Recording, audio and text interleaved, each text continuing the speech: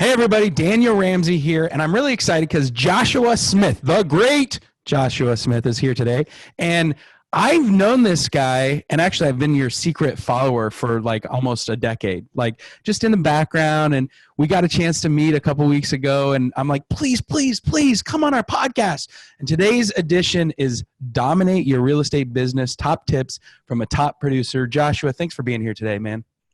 Yeah, no, I'm honored, man. I truly appreciate your support and the kind words, but yeah, I love it, man. I'm massive honored to be here with you.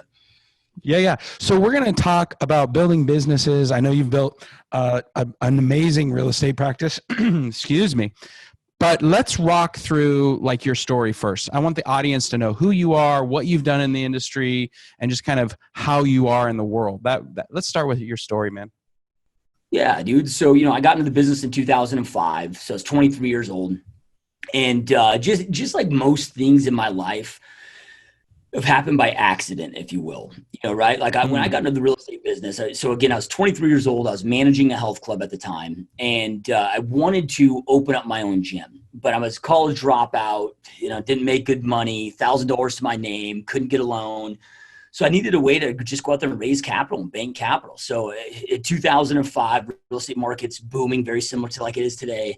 And at least from an outsider looking into the industry, my perception was everybody in real estate is crushing it, making tons of money. And it just seemed like it'd be the right vehicle where I could just jump into 3 or 4 years, work my ass off. Wasn't married, didn't have a family. So it's like, man, I can just go out there and bank at least enough of a down payment, right, to go out there and acquire a gym. And I always say that through that journey, real estate became my obsession and health and fitness is my passion, right? So I just really fell in love with this industry, man. Here in 15 years later, here I am, dude. So, I had jumped in though and just grinded hard, man. I had a great first year, 40 deals my first. Brought me to a capacity, and this is 2005, so there was no DocuSign, there was no smartphones, there was no, so it took longer to do deals, but I hired my first assistant, started my team going to my second year, and I've now been running my real estate team for over 14 years and still loving every day of it. Geez. What made you stay in the industry? I mean, obviously you're passionate about the working out and exercising and staying fit, but once you got in there, what was like, oh my God, there's an opportunity, or what caused you to say this was my industry? Well, there was really two things. And it had nothing to do with, working with buyers or sellers and just loving helping, people get into their dream home. Not that I didn't enjoy that. Right. But that wasn't to the core. That wasn't it. Right. Number one, I've never seen an industry in my life that there's more opportunity out there. I mean, you can go from a zero, like I was when I got into business, nothing to my name, right, to in 6 months making more than doctors and attorneys, right?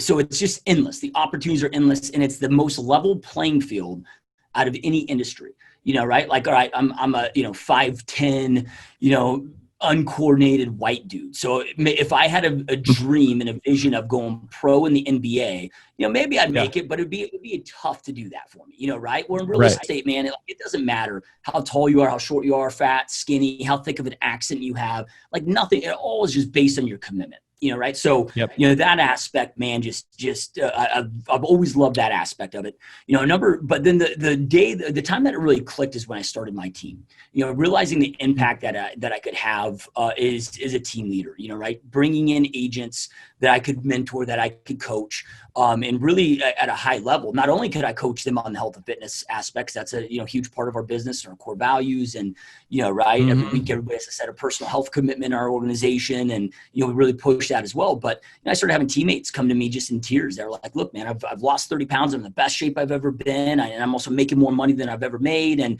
I just being able to have that impact, man. It was so combination of those, a combination of I could go out there and make the money that I wanted to make with endless opportunities, plus the impact that I could have was much larger than the health and fitness space, right? And I just, the combination of those two, man, it was just game over for me after that moment. That's cool. You are known in the industry as having the #1 podcast, GSD Mode. Why just start that?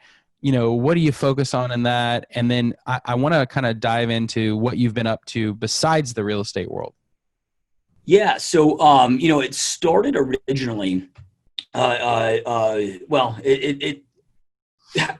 so let me just kind of take a step back here with this. So there's really, again, it's kind of twofold of how it started. Sure. Number one, I was asked to be on a lot of podcasts.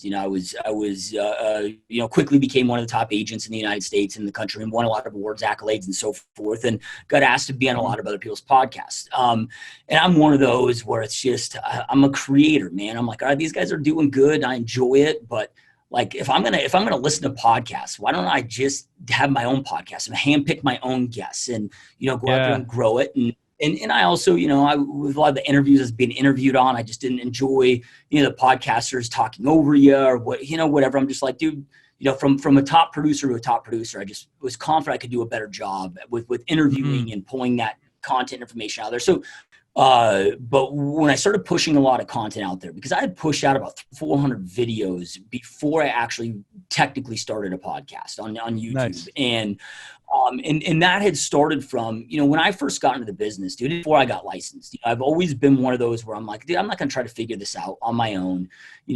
I've always had a coach or a trainer or whatever. So I knew the power of having a mentor. And even when I was in real estate school, man, I started interviewing top local realtors in my market. And then when I got licensed, I've always been obsessed with that, man. I'd jump on airplanes, because when I started, man, there wasn't YouTube, there wasn't podcasts, right? Yeah. So I'd jump on airplanes constantly, go visit these, we're talking, it's agents in the top 10 on the planet that would give me their time and let me take them out to lunch. So I always wanted though, cause so many people, so many top producers gave me so much of their time. I think that's why you see so many top producers also being willing to give their time, because they know that they would have never made it if it wasn't for that. So, but I got to a point where I was so busy, and then I had my family and so forth that, dude, I couldn't get to the point when people would reach out to me, hey, can you take me to lunch? Can I pick your brain? It was such a massive amount of agents reaching out, and I wanted to be able to help them and answer their questions and so forth. But it was like, but with running my business and with my kids, it was like, I couldn't see my kids then. So I had to make a decision. Yeah. So then it was just kind of like, all right, well, just send me your questions and I'll make you a video. And then let me throw that on YouTube, right? Had several hundred videos on there, before the podcast officially started.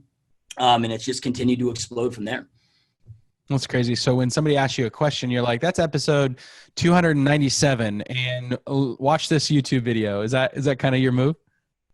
Yeah. I mean, that's how it started, right? And we're still doing that today. We still get a lot of feedback with questions and still try to answer as many questions as I possibly can on there and give tips and give value. I mean, look, dude, at the end of the day, real estate's changed every aspect of my life. And I feel 100%, I feel that it is now my responsibility. Like I owe it to our industry and the other realtors to give back to them. And it's not that I owe it to them. It's that I owe it to my mentors that helped me. Sure.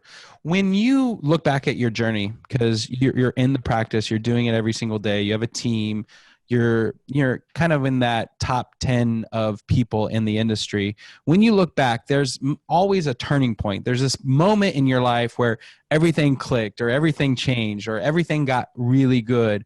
For you, when was that? And what did you learn in that moment? And what would you share in terms of value for the audience today? Yeah. So, and this might be different than other guest answers that you've had on, just because, it's one of those things where I've always done a lot of deals. And I don't want to sound cocky or arrogant with that. Look, guys, like I've worked my ass off, right? Like I'll get agents that like, how'd you get your first, client under contracted within 4 days of the business? I'm like, well, I did 12 open houses in my first 4 days. I was doing 3 open houses a day. I'd work, right? It was just, I mean, I'm that guy that I have no problem working 18, 20-hour days, pulling all-nighters. Like I love the hustle. And not that I don't try to do that today with a family and so forth, but at the time, right? So, even when the market crashed, I was able to pivot and go from being a top traditional agent to a top REO agent and so forth. The big turning point for me was about 4 years into the business. I got to a point where I was making more money than I'd ever even fathomed that I could be making in this industry, because you don't know what you don't know and what's possible. But man, I was more miserable than when I was broke, man. And what I realized at that moment that I set the wrong target.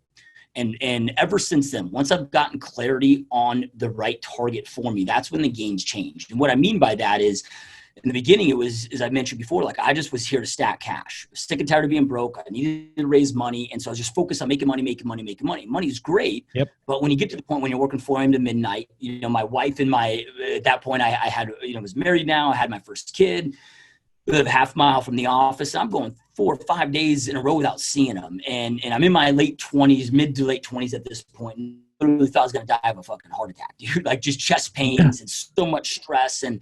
But it was because I didn't set the right target of why am I doing this? What does this look like? And so now how I approach business and what that moment in that learning lesson taught me is I look at a business as a vehicle. Like none of us live to work. We work so we can go out there and live. So a business is a vehicle that allows you to live that life that you want to live. And it's like, look, if I'm willing to give this 5, 10 years of my life, how long it takes to create a successful business, well, that business must eventually reciprocate and give back to me. So I had to get really clear on that. And it changed not just knowing of every day what I'm building and why I'm building and why it's important, right? But then from a daily decision factor. So I had to like boil down, like, what are the things that are most important to me? Well, eventually for a business to get back to me, man, like I don't mind the work, but I want to have freedom of location, freedom of schedule, as well as I want to make the money that I want to make to create the opportunities for my family and ultimately make the money that I want to make and be able to do what I want, when I want, with whom I want. Right? That to me, long-term is what I want with a business. So I also had to start changing my lead generation, my marketing, how I set up, like everything had to allow that future thing to become a reality.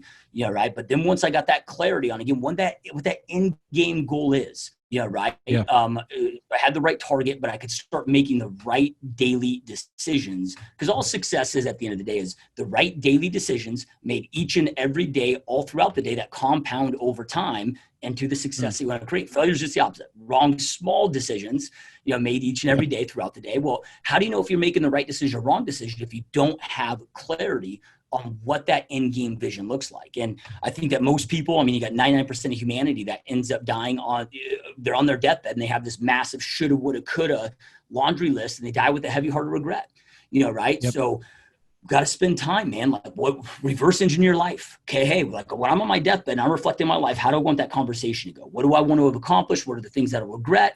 Right. So when we start long-term, big picture, long-term, well, now I can reverse engineer that. So, as we're getting close to 2021, well, 2021 is a stepping stone. That year exists to get me one step closer to that goal that I want to achieve.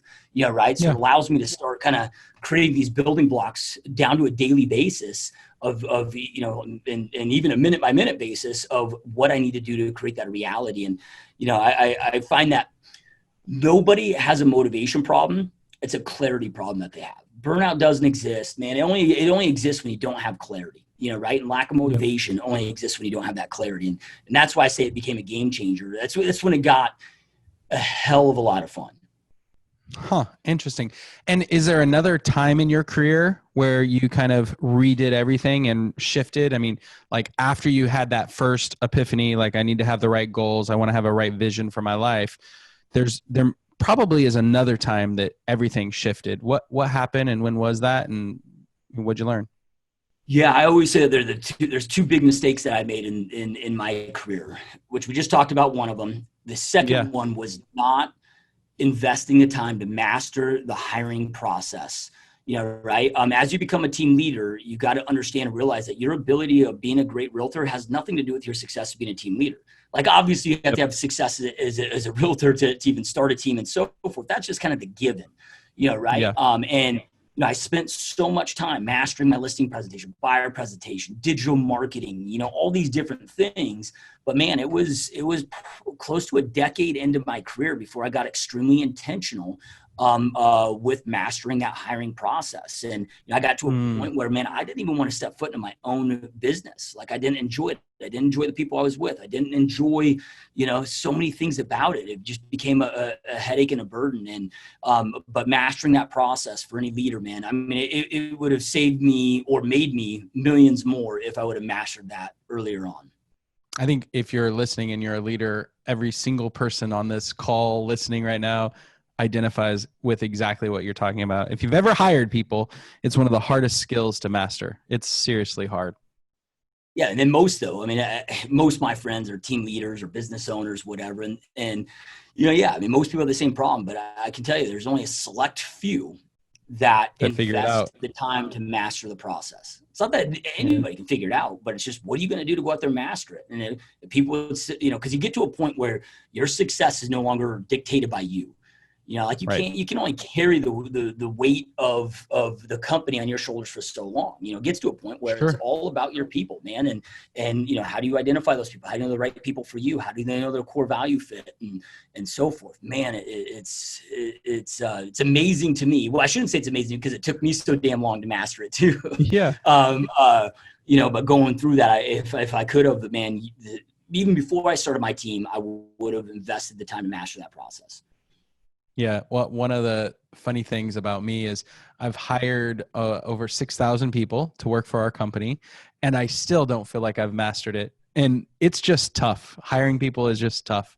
Let's dive into, you mentioned digital marketing.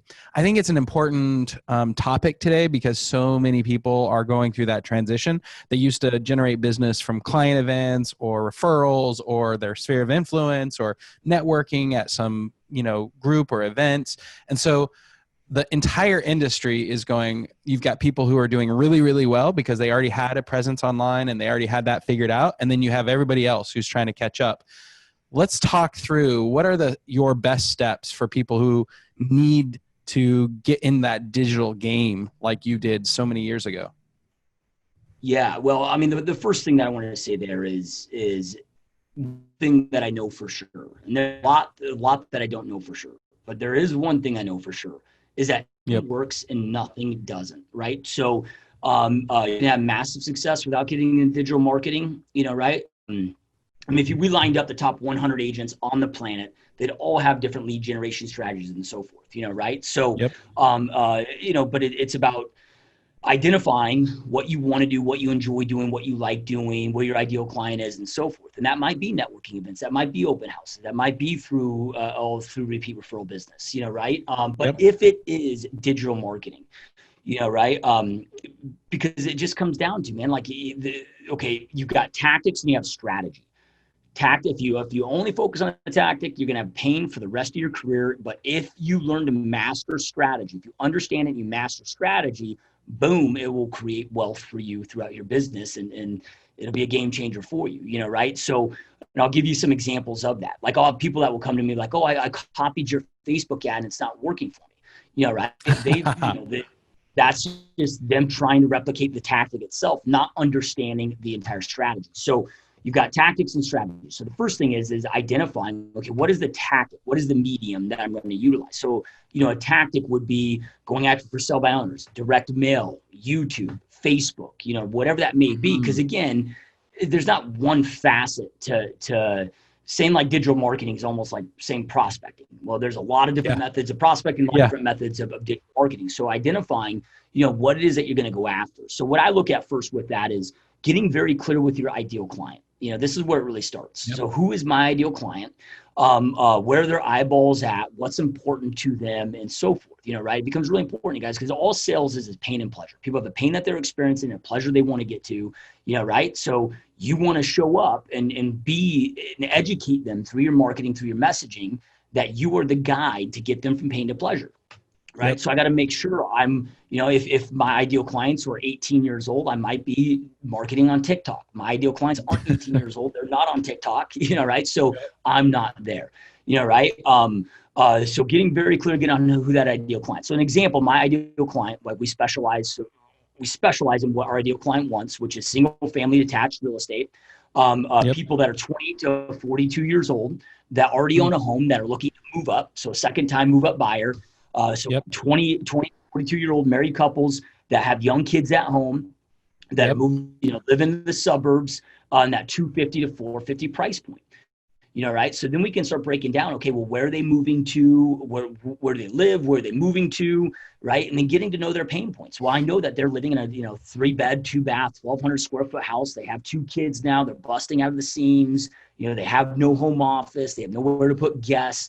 right? Right. Plus, the kids are getting the age where they want to be able to let their kids go roam in the neighborhood and ride their bikes like they did when they were kids. Maybe where they're at Sure. right now, they don't feel quite confident with that.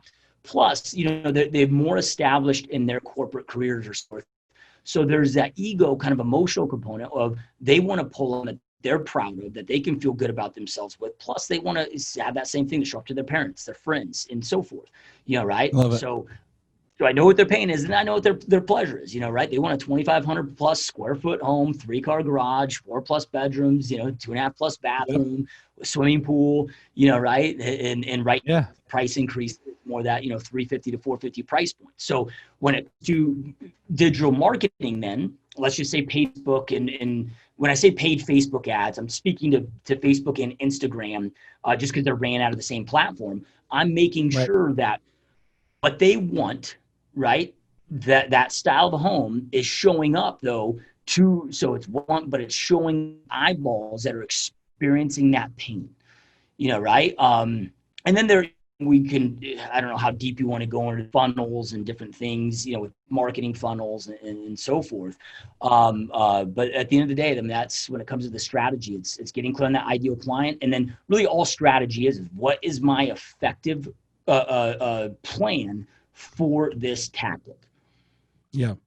I think the question is like examples of programs that you've built. So the challenge that real estate people have, and I'm guilty of this too, is I needed to build a program, right? And I need to have a paid program, an email program, a text program, a call, like I need a whole digital marketing situation. So I just wanted you to talk through like what your program would look like for the audience so they could consider their own program, like a divorce program, a move up buyer program, a first time home buyer program.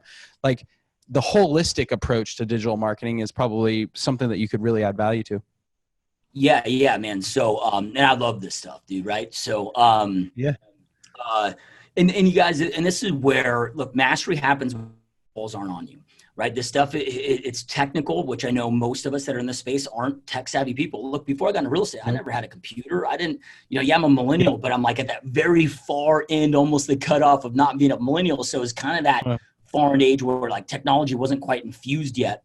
So this is stuff that I have to learn constantly on myself. But this is why I said earlier too, like I want to look at things that I enjoy doing. Like here's an example. I hate cold calling, right? So I'm not going to go read a book on cold calling. I'm not going to jump on a training on cold calling, but I will for digital marketing all day long because I love it, right? So I'll jump on while my competitors are watching, I don't know, Cobra Kai or some bullshit on Netflix on a Friday night, right? Like I'll be binging, for YouTube. Because here's the cool thing about today, you guys, like all the information, like between YouTube and then a site like Udemy, udemy.com, where you can pretty much learn anything for $10. Like it's either free or $10 to learn any of this stuff, but there's a learning curve to it, right? So then from there, we got to reverse engineer it. Before you start any type of marketing or any type of prospecting or anything, you've got to have the sales machine built behind it. Right? Like I always look at like the marketing, the ads, that's kind of like the pretty shell that goes on top of the car. Well, what's underneath that shell, man? They've got the infrastructure, they got the engine, they've got all of that. Well, you got to have that. So, one thing that we really push in our team is before we'll allow, let's just say a brand new agent that joins our team, before we want them going out there and lead generating, like there's 5 things that we need them to do. And it might take 3 weeks to 30 days, right, to get these down. But number one, you have to have your tracking system in place. Like you got to, per lead source, you got to be tracking how many leads, how many conversations, appointments set, conductions, clients, closings, know what your cost per acquisition is, how much effort goes into it. So tracking system set up, and we're old school, like it's all Google Drive, it's all free, Google Sheets. Oh, Josh, I don't know how to build Google Sheets or Excel sheets. Neither did I. Went on Udemy and for $10 and a Sunday afternoon, now I'm a freaking whiz. Right? Yeah. Like, you got, if you can't be resourceful enough to overcome that little obstacle, you probably should just drop out of this industry. And I don't mean to be a dick, but it's just you gotta be resourceful. Be willing to work, right? So, okay, number one, your tracking system. Number 2, you got to have your CRM dialed in and set up. Right? When I say dialed in and set up, right? Your CRM, you should know per lead source. Okay, when that lead comes in, how am I working every lead per lead source? How am I working when they become a client? How am I working them in this system? right? When they go under contract, how am I working the system? When they become a past client, how am I working the system? Your CRM is the number one most important asset to your business. There's not one top producer that isn't a freak about their CRM, that doesn't know what, use, and abuse it. Right? And the best CRM is the one that you're going to go out there and use. I'm a little biased because I own my own CRM company, which the cool thing with that is like all my follow-up campaigns and drips and 1,000-day follow-up campaigns and emails and texts and autoresponders are already built into it. So perfectstormnow.com, if I'm allowed to give a shameless plug there. But at the end of the day, it doesn't matter which one it is that you're going to use. It's the one that you're going to spend the time with, invest, master is the best one for you. But you got to get that set up. Thirdly, your listing and buyer presentation, right? Like get that set up, get that dialed in, know what you're going to present. Because if you look at those three, if you're not tracking your numbers, knowing what's working and what's coming in, you don't know how to scale up and so forth. So you're never going to have success with lead generation. If you can't have, if your CRM's not set up, you're never going to have high conversion with those leads. You don't have your buyer listing presentation set up. You might convert them to an appointment, but you're never going to convert them to a client. So like, look, you're going to go broke or burn out or probably a combination of both. So these things kind of make sense, right? The fourth thing is your past client and sphere of influence strategy in place, right? Because that's one of the biggest faults of real estate agents, but it's you just need to get it dialed in. That's a whole other podcast, guy. That's a whole other podcast. And then the fifth thing is market knowledge, right? I mean, spend time, man, jump in, spend an hour a day in your MLS, spend an hour a day driving neighborhoods and getting to know the neighborhoods and your product. And you got to know the area that you're servicing and then the product that you're servicing. And, again, a brand new, totally green agent, fresh out of school, within 30 days, we can have those things dialed in. But you got to build that machine, So here's an example. When I get a Facebook ad that comes in, or a Facebook lead that comes in, they get an autoresponder email, autoresponder text. You're going to automatically get set up on our 1,000-day custom pre-written email and text drip campaign. Then we're physically going to go in there and set them up on property alerts. Of course, we're going to call them in the first, hopefully as soon as possible, but within that first day. They're going to get calls over the first 14 days. Then they're going to get called every 21 days for the first year until we get them on the phone. We establish a connection. We know what their expectations are, what they want, what their timeframes are. And based on that, then that will adjust what our follow-up plan is, right? But you got to be like, nobody has a lead generation problem. They have a lead conversion problem. I've yet to meet a real estate agent has a lead problem. I mean, every human being out there, that's a potential lead, right? Like, not the issue. So you got to have that machine in place.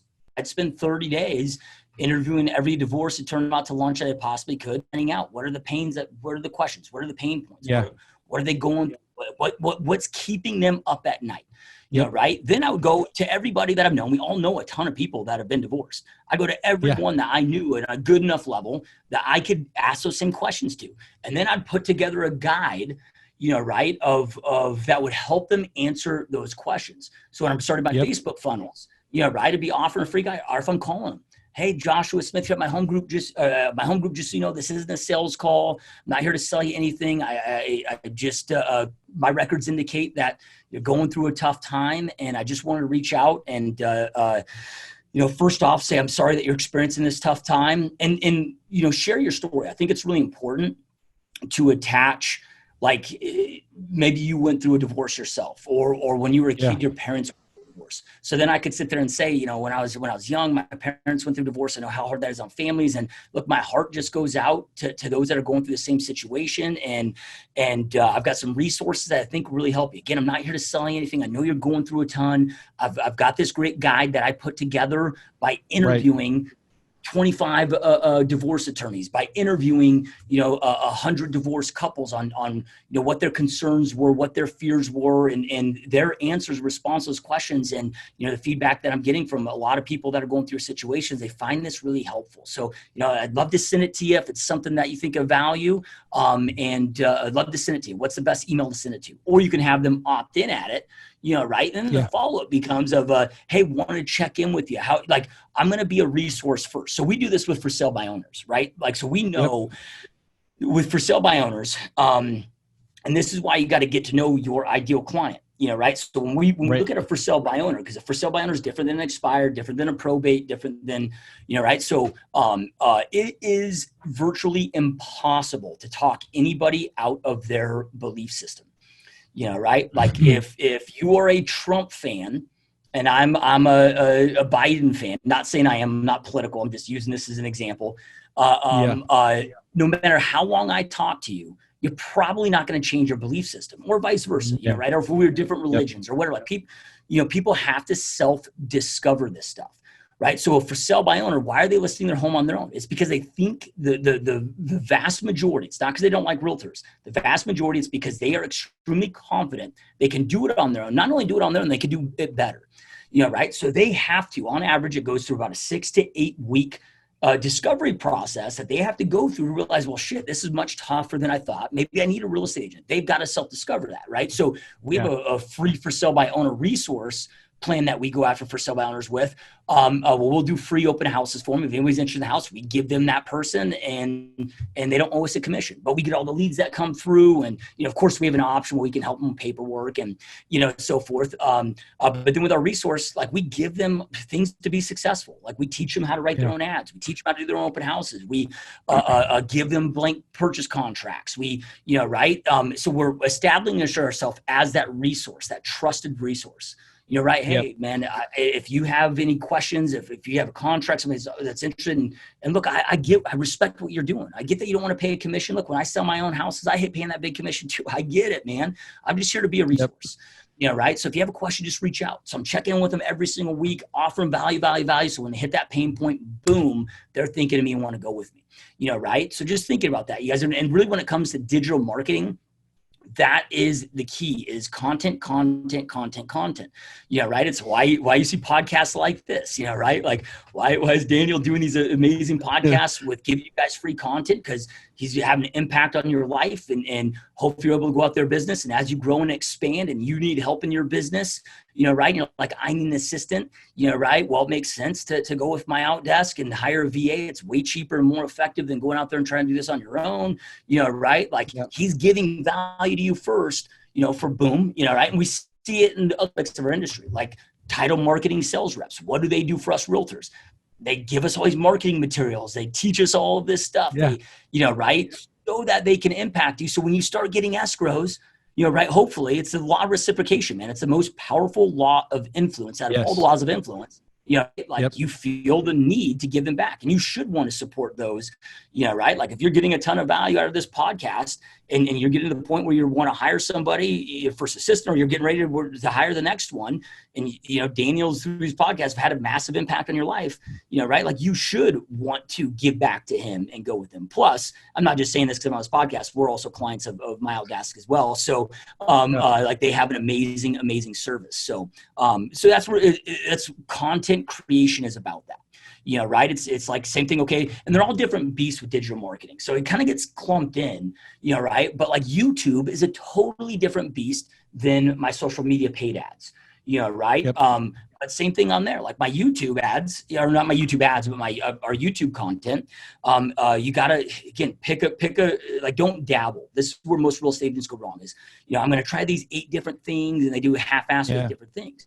Right. Like, okay, well, if I'm going to go to YouTube, again, it's a totally different concept, man. Totally different thing. I got to know the right titles. I got to know the right keywords. I got to know the right tags. I got to, know the right call to actions in that video, right? How to get them to engage and what that looks like. It's a totally different beast. But they're all extremely effective if you invest the time to master them. Well, I think you brought up a point that I think most business owners forget real estate, but most business owners don't do, is that 25 interviews with the attorney, the 50 conversations with somebody who's been through it before. Like the delivery of that content, the discovery of going through, hey, what are the FAQs? What are the pain points? Understanding why somebody chooses somebody when they're in that situation.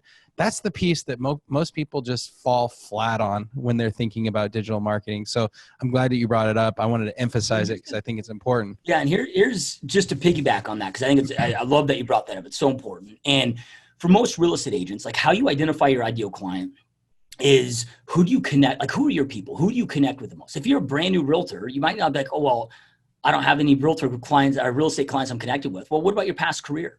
Right? Who are Yeah. your people in your personal life?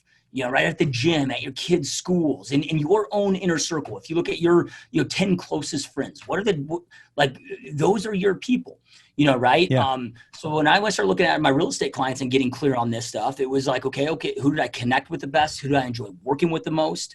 Who did I work with that it didn't feel like work? Who did I become friends with after the transaction that they were inviting me to their weekend Yeah. barbecues and birthday parties? Who's sending me the most repeat referral business?